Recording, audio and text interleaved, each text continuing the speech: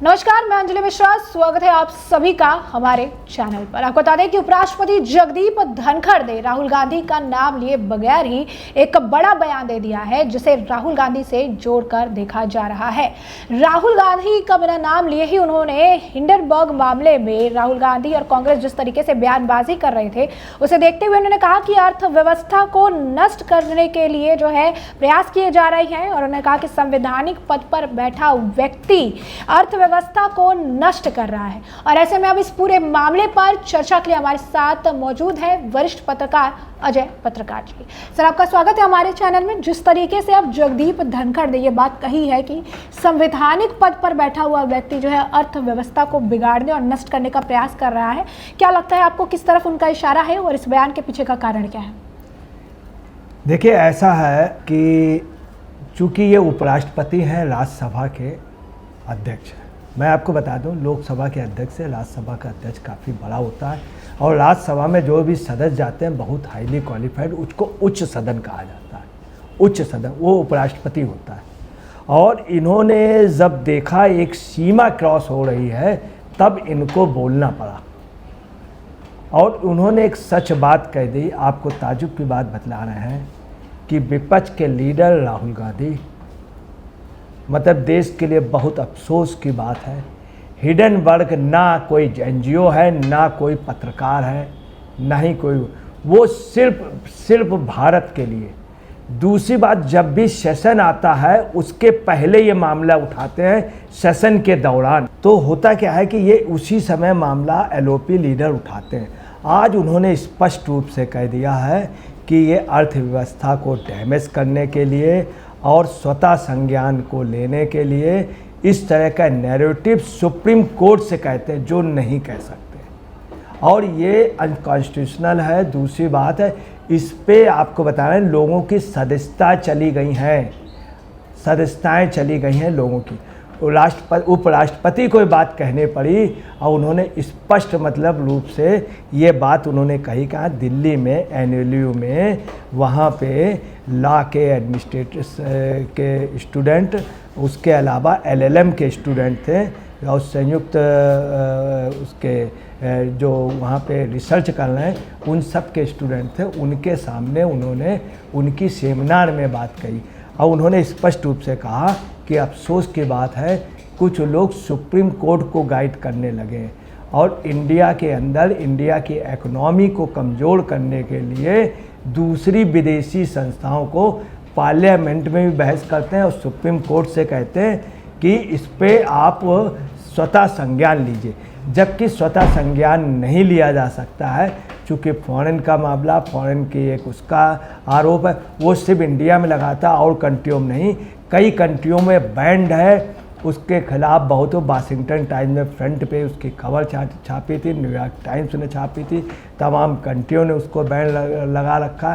तमाम एजेंसियों ने, जो आईबी सेक्टर की एजेंसियां हैं, वो उनको फ्रॉड कह चुकी हैं। अब जगदीप धनखड़ ने जो मेन बात यही खोली, एक प्रकार से उन्होंने पोल खोली है कि हिंडनबर्ग मामले में उन्होंने अप्रोक्ष रूप से राहुल का नाम नहीं लिया, मगर राहुल की ओर इशारा कि राहुल गांधी अर्थव्यवस्था को नष्ट कर रहे हैं। संवैधानिक पोस्ट पे बैठा हुआ वो व्यक्ति जो उच्च उसमें बैठा हुआ है, वो देश की संविधान का उल्लंघन करने के साथ वो देश की व्यवस्था को बिगाड़ने में लगे हुए एक योजनाबद्ध तरीके से, और विदेशी इशारे पर उनका स्पष्ट था कि विदेशी इशारे पर है।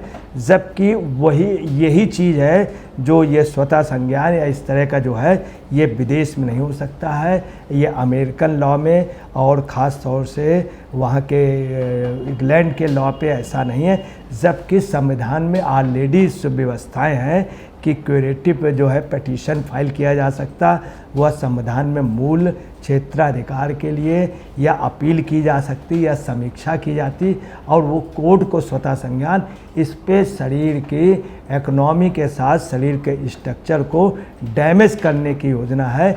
ऐसे लोग जो हैं वो कॉन्स्टिट्यूशनल पोस्ट को डैमेज कर रहे हैं, और ये भी कहा है कि वो पोस्ट कॉन्स्टिट्यूशनल नहीं है, ये स्टेचुटरी पोस्ट है। ये भी उन्होंने स्पष्ट कह दिया। और हकीकत है वास्तव में कि एक प्रकार से उन्होंने जो उनको कहना था, उन्होंने स्पष्ट रूप से एक बहुत तगड़ी बात जो देश हित में थी कह दी। अब देखिए कि क्या कांग्रेस बैकफुट में होती है या राहुल गांधी को ये समझ में आती है कि नहीं कि वो एक सीमा बहुत ज़्यादा क्रॉस कर रहे हैं। अब आप आइए इसके अगेंस्ट में क्या हो सकता है। मैं आपको बता रहा हूँ, जिस समय सेशन के दौरान दूसरी बाहरी कंपनी का अगर ये मामला लेंगे तो ये मामला उठेगा और इस पर सदस्यता जा सकती। तो उन्होंने ख़ास तौर से कहा कि युवाओं को इस तरह से डैमेज किया, हमारे युवाओं को ऐसे लोगों का खंडन करना होगा और समाज में लोगों को आगे आना पड़ेगा, ख़ास तौर से न्याय क्षेत्र के लोगों को। कि न्याय क्षेत्र में उन्होंने ख़ास तौर से लॉ के स्टूडेंट्सों से, NLU दिल्ली के, उनसे भी आह्वान किया कि इसमें जागरूकता होनी चाहिए छात्रों को, जिनको ये लोग गुमराह कर रहे हैं। हालांकि भारत में लोग गुमराह नहीं होंगे, मगर समय रहते हुए ऐसे लोगों को समझना ज़रूरी है। वो देश की अर्थव्यवस्था के साथ विदेशी बेकार कंपनियों से कि उनको वो डैमेज करने के इरादे से भारत में कर रहे हैं, जिसका नेतृत्व अधिकतर मामला जो है वो ये कर रहे हैं। आपको ये भी बता दें, सितंबर में ये छात्रों की एक उसके लिए विदेश जा भी रहे हैं राहुल गांधी, और ख़ास तौर से इस मामले को विशेष रूप से उड़ाएंगे। वहाँ का छात्र संघ इनको बुला रहा है।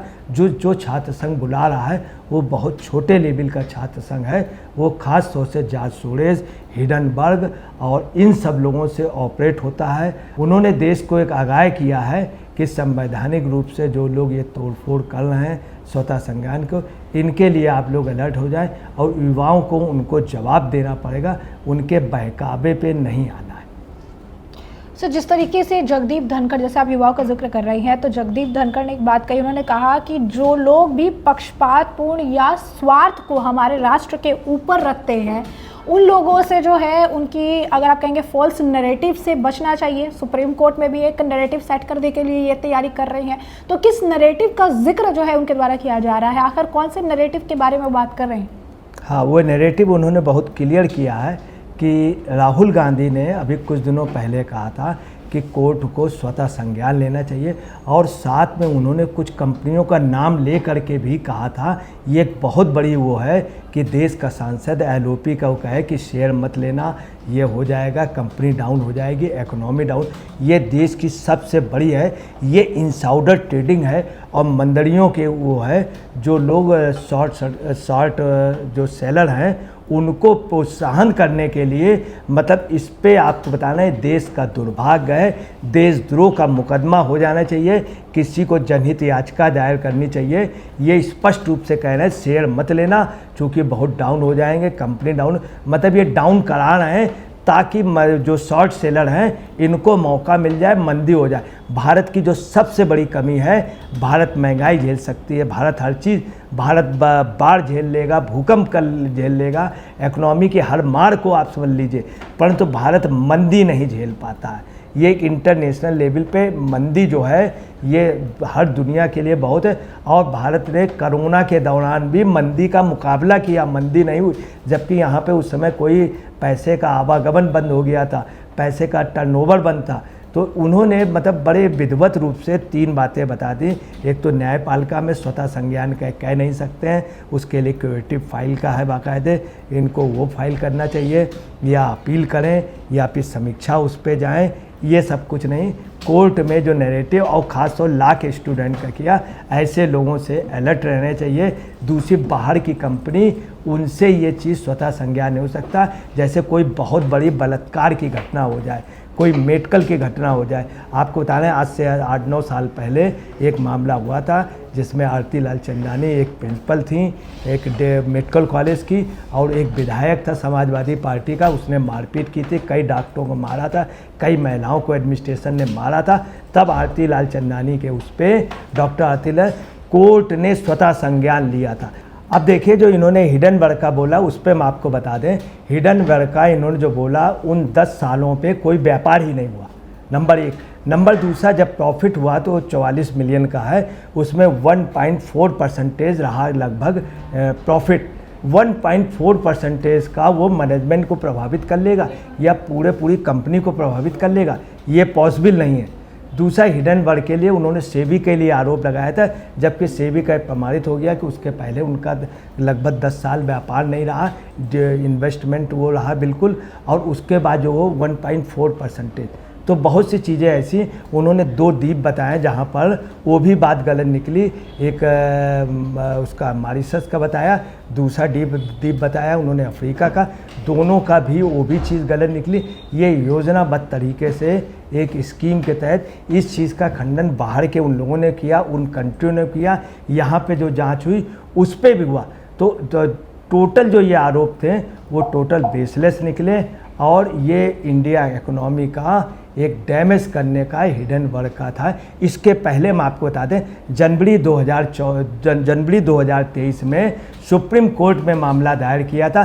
स्वयं हिडन वर्क के समर्थक लोग ले गए थे, इंडी गठबंधन के लिए गए थे। तब सुप्रीम कोर्ट में कहा गया था कि क्लीन चिट दी गई थी, जिसके ऊपर इन्होंने आरोप लगाए थे, जिस कंपनी पे आरोप लगाया था, अडानी कंपनी पे और उस ग्रुप पे। तो ये था कि ये लोग बिल्कुल वो हैं। फिर ये हुआ SIT जांच के लिए उन लोगों ने डिमांड की, हिडन वर्ग और ये इंडी गठबंधन लोग। तब सुप्रीम कोर्ट ने कहा कि SIT जांच की कोई ज़रूरत नहीं, ये लोग टोटल क्लीन चिट दी थी। और आपको बता दें, अभी तक 28 मामले में 27 मामलों में क्लीन चिट मिल चुकी है। उसमें सिर्फ एक मामला अभी उस पर वो चल रहा है, वो विचाराधीन है, अभी उसका प्रोसेस पूरा नहीं, उस पर भी डायरेक्ट कोई ब्लेम नहीं लगा हुआ है और ना ही चार्जशीट कटी है। तो कुल मिला करके ये है कि ये एक राजनीतिक है, वो इन्हीं के द्वारा खेला हुआ जॉर्ज सोरोस और राहुल गांधी और इंडी गठबंधन के लोग, वहाँ बैठे हुए सैम पित्रोदा, और आपको बताना है IMF के जो प्रमुख थे, और यहाँ RBI के पूर्व गवर्नर राजन, उनका भी उसमें सहयोग रहा। आज राजन खुद महसूस कर रहे हैं कि हम गलत संगत में पड़ गए, वरना IMF के प्रेसिडेंट होते, नोबेल तक वो पहुँचते। तो कुल मिलाकर के हिडन वर्क का जो है, ये देश की अर्थव्यवस्था को बिगाड़ना चाहते हैं, देश के स्ट्रक्चर को तोड़ना चाहते हैं। यही इशारा उन्होंने अपना दर्द कहा। और आपको बताना है, इस पर लास्ट में रिजल्ट ये होगा कि ये मामला आपको बताना है जाएगा, सुप्रीम कोर्ट भी जाएगा देशद्रोह के उसमें। और ये राज्यसभा के अध्यक्ष की ये शराफत है कि वो सदस्यता बनाए हुए अगर चाहेंगे इस मामले में सदस्यता भी ले सकते हैं। तो जैसा कि आपने अजय पत्रकार जी को सुना, उन्होंने साफ तौर पर कहा है कि जगदीप धनखड़ जी जो है, उन्होंने किस तरीके से राहुल गांधी पर बिना नाम लिए निशाना साधा और हिंडनबर्ग रिपोर्ट को लेकर साफ तौर पर युवाओं को भी सचेत किया और कहा कि किसी भी फॉल्स नैरेटिव में जो है नहीं पड़ना है। जो लोग अपने स्वार्थ को राष्ट्र से ऊपर रखते हैं, जो लोग एक संवैधानिक पद पर बैठकर देश की अर्थव्यवस्था पर सेंध लगा रही है, खराब करने का प्रयास कर रही है, ऐसे लोगों से जो है सावधान रहने की जरूरत है और डबल क्वेश्चन करने की जरूरत है। तो ऐसे में आपने चर्चा पूरी सुनी है, अब इस पर आपकी भी जो राय हो हम कमेंट सेक्शन में कमेंट करके जरूर से जरूर साझा करिएगा। धन्यवाद।